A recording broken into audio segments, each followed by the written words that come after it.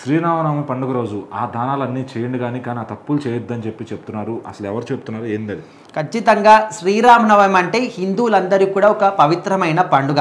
చాలామంది హిందువులందరూ కూడా ఈ యొక్క శ్రీరామనవమి కోసం సంవత్సరం అంతా కూడా వెయిట్ చేస్తూ ఉంటారు. ఎందుకంటే శ్రీరాముడు అంటే ప్రతి ఒక్కరు కూడా ఆదర్శంగా తీసుకుంటూ ఉంటారు. ఆయన తీసుకున్నటువంటి నిర్ణయాలు కావచ్చు, తండ్రి కోసం అరణ్యవాసం చేయడం కావచ్చు, అండ్ భార్యను చూసుకునే విధానం కావచ్చు, తన సోదరుని చూసుకునే విధానం కావచ్చు, ముఖ్యంగా రాజ్యం కోసం ఆయన తీసుకున్నటువంటి నిర్ణయాలు కావచ్చు, వీటన్నిటినీ కూడా శ్రీరాముని దగ్గర ప్రతి ఒక్క విషయాన్ని కూడా చాలామంది ఇన్స్పిరేషన్గా తీసుకోవాలని ఇప్పటికి కూడా నమ్ముతూ ఉంటారు. అండ్ శ్రీరామనవమి రోజు చాలా మంది కూడా పొద్దున్నే లేవడం కావచ్చు, అక్కడ ఏదైనా టెంపుల్ ఉంటే టెంపుల్ని దర్శించుకొని చాలా మంది కూడా పానకం తాగుతూ ఉంటారు. ముఖ్యంగా పానకం వడపప్పు అనేది ఈ రోజు ముఖ్యమైన ప్రసాదంగా స్వీకరిస్తూ ఉంటారు. అయితే ముఖ్యంగా శ్రీరామనవమి రోజు ఎలాంటి పనులు చేయాలి, ఎలాంటి పనులు చేయకూడదనే దానికి కొన్ని నియమ నిబంధనలు కూడా ఉన్నాయి. అయితే చాలా మంది కూడా ఎట్లా అంటే ఓకే మనము దేవుని దర్శించుకున్నాం, తర్వాత ఇంకేదైనా చేసుకోవచ్చు, ఏదైనా తినొచ్చు అన్న విధంగా ఉంటారు. కానీ అంటే ఒకరి నమ్మకాలు ఓ విధంగా ఉంటాయి. కొంతమంది నమ్ముతారు, ఇంకొంతమంది నమ్మరు.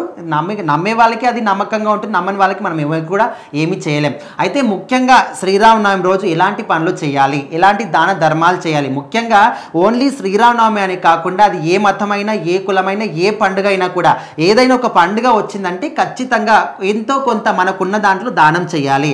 అది ధనదానం కావచ్చు, లేకపోతే ఆహార దానం కావచ్చు, వస్త్రదానం కావచ్చు, ఇంకేదైనా కావచ్చు. కాకపోతే పండుగని పురస్కరించుకొని ఏదో ఒక దానం చేస్తే ఇంకేదో ఒక రూపంలో మనకు కూడా తిరిగి వస్తుంది.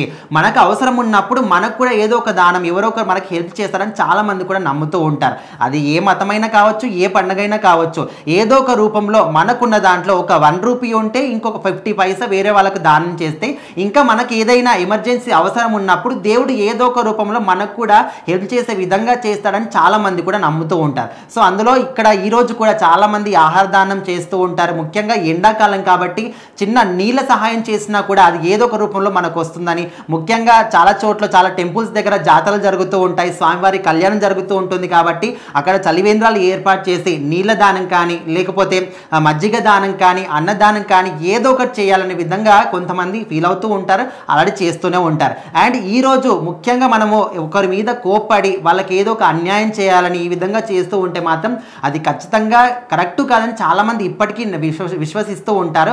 ముఖ్యంగా హిందువుల పట్ల ఎట్లా అంటే ఇప్పుడు చాలామంది అహింస అనే మార్గం చాలామంది ఎంచుకుంటూ ఉంటారు.